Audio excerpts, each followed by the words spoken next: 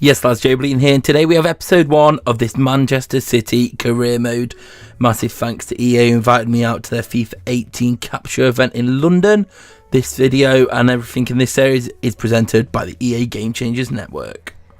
I managed to get a full season recorded while out there because we was there for a few days, and I thought, let's get a full season of career mode recorded. Let's do a big team because we knew we'd only do one season, so we wanted to try and win what we could in the first season, and we weren't able to really focus on youth or anything. It was a case of get some players, get some money, and just try and win the league and the Champions League and win everything basically.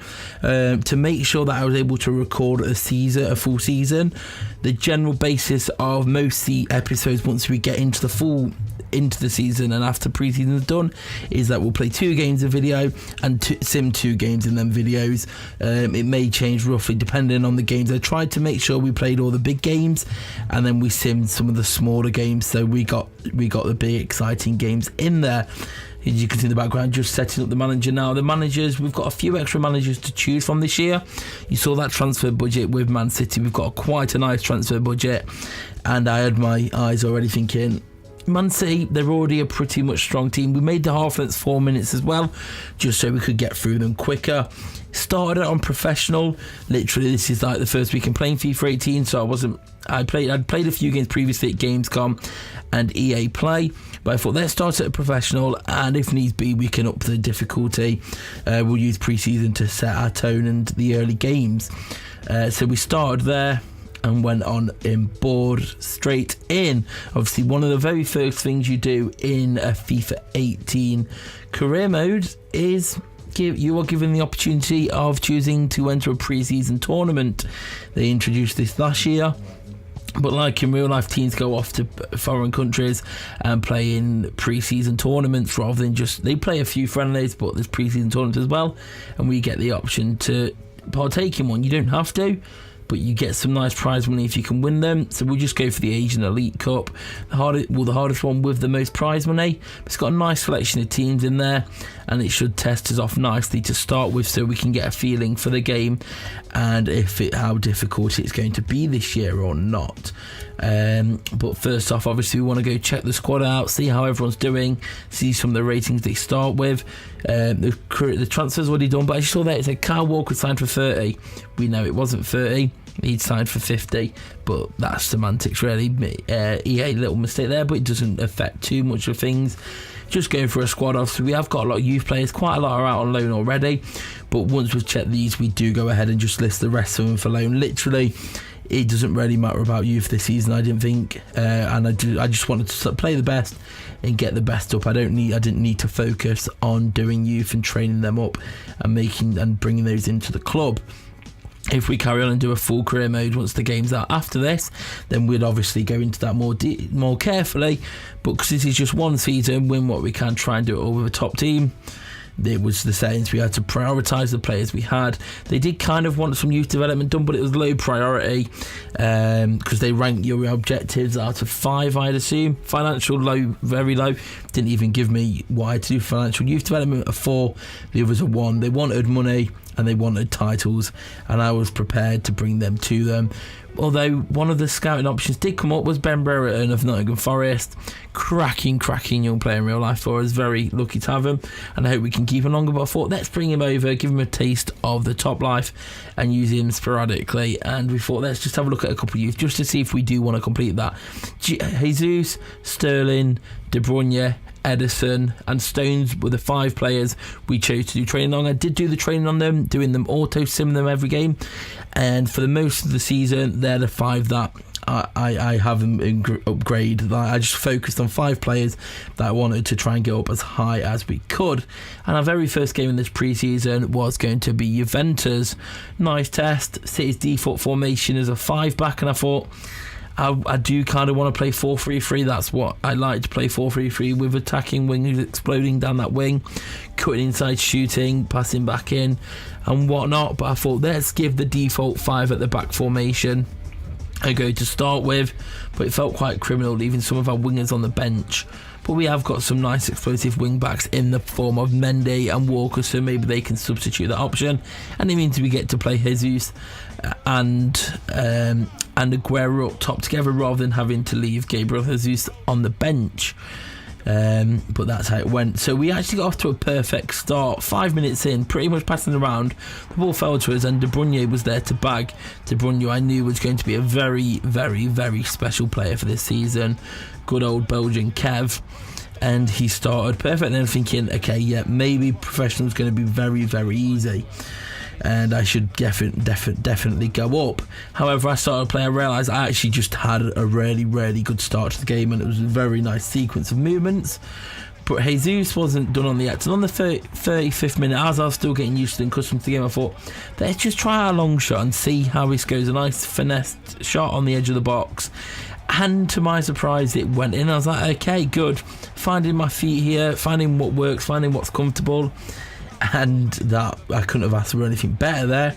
Just a few little ball rolls, done the defender, left him for dead, because that's what I find you need to do this year.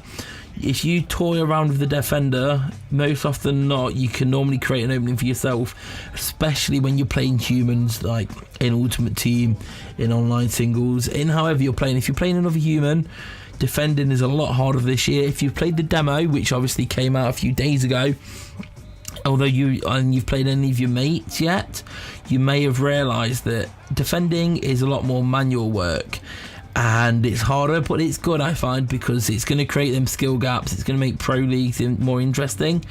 And in the second half here, you can see Ederson did make a save and they had a corner.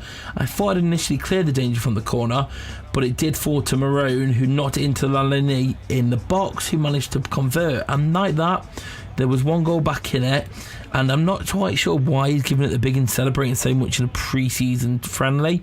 But I guess it's a pre-season tournament with cash money on the line. But really, we all know it's just a glorified sponsorship friendly, and like that, it was 2-2. Dybala with an absolutely beautiful finish, and I was thinking, damn, maybe professional isn't that easy. Not that it's not easy, because as you get used to the game, like when the game comes out, I'll move up to world class. I was just thinking, okay, maybe we'll leave it a professional while we're still getting used to the game, if Dybala's going to come out of that, because it felt like we was coasting to start with, and then it felt comfortable, and then out of nowhere goals had come, and in the 82nd I thought a big mistake was going to happen, but luckily Ederson got down low to clear it. Aguero quickly got away, who's knocked it to Jesus, and Jesus, the young, wonderful, explosive Brazilian striker, finishes, bags of pace to get away from the defender. 85th minute, the lead is back in our favour, and Jesus is going to give it to the big into the camera. Yaya, De Bruyne, friends joining it, and we've secured the win. 3-2. Very, very much recovered there. I thought we'd blown it. I thought, let's go. We've given the 5 at the back, it was okay, but let's go for the 4-3-3 holding. I do like to have that CDM there. However, City, I feel Yaya's getting older. Fernandinho's okay, but if we're looking at that lineup, that CDM position is one that I'd probably want to improve the most. Yaya may only have a year left. Fernandinho, he's alright, but I'd say he's more of a backup for a team like Man City. So we're going in big, and we're going for Raja Nainggolan. Absolutely amazing player with amazing stats, who can defend, who can attack.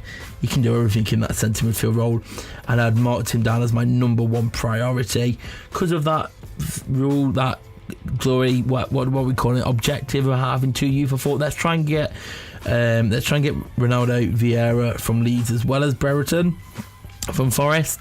But 9 goals up, and it's time to try and sign him. So in career mode this year on PlayStation 4 and Xbox One, they've introduced some Frostbite technology to have these cutscenes. You've probably seen them already, but if you haven't, you can go into these cutscenes where you talk to the agent or the managers. In one type of cutscene where you set out the transfer fee you're looking for. It's a bit of to and fro. You offer, then they'll come back and see if they accept or not. I'll show you one in a future video, but you can't just put anything in, because you can get their agents pretty mad if you try and troll them with offers, and they will not accept it and just walk away. But you'll see that in a future video. I'll include that. But time for seriousness, because we want Nainggolan, because as you'll see in other ones, if you don't succeed with it, there's no second chances. You can't go back in and put a new offer in. Once the conclusion of the meeting's done of if they've accepted the bid or not, that's what you're going with. If they don't accept the bid, it's gone. You can't try and sign them again. It's not like Football Manager or previous careers where you could just try and offer the player again. But in the end, we end up paying 54 million for Nainggolan, but with a 130 million budget. I thought we don't really need to buy too much youth. Let's just try and get 2 or 3 big signings, and that'll do Man City well, because the squad's already fleshed out pretty well here. But Brereton, we realised after the scouting report we could probably get away with paying 2 million for him. I thought that's okay. I'd be absolutely fuming in real life if we sold him for 2 million. But this is just a computer game, and he hasn't sold. If any clubs out there do want to buy Brereton, 1, he's not for sale, and 2, if he is, it's going to cost you at least 15 mil.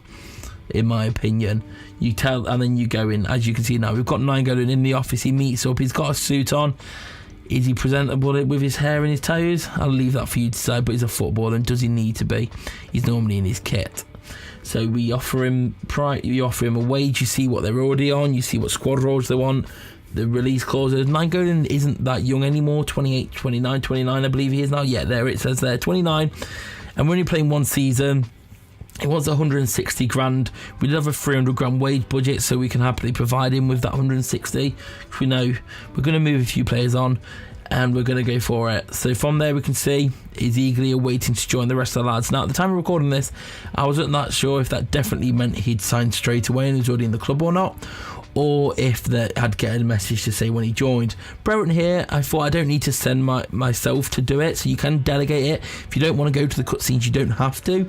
You can just delegate it to your assistant to go and do it for you, and then it will come back. You set a minimum and a maximum of what you want to go with, then they come back a few days later with if it's been accepted or not, and if you're moving forward the transfer. I realised afterwards that Nainggolan, that meant he'd signed now, and he was now with me. So we simmed the next game against Bayern Munich, and it didn't go too well. We ended up losing 1-0, as you'll see in a moment later. But that is the first episode about wrapped up now. We've made a good start with Juventus. We've signed Nainggolan. The squad's shaping up. Do leave a like if you enjoyed this. It will all be post-com. If I do a career mode full series afterwards, I'll do that live com. With post-com, I'll do a hybrid of both depending on what's going on with it. But I hope you did enjoy this first episode. Do leave a like. Let me know what your thoughts below.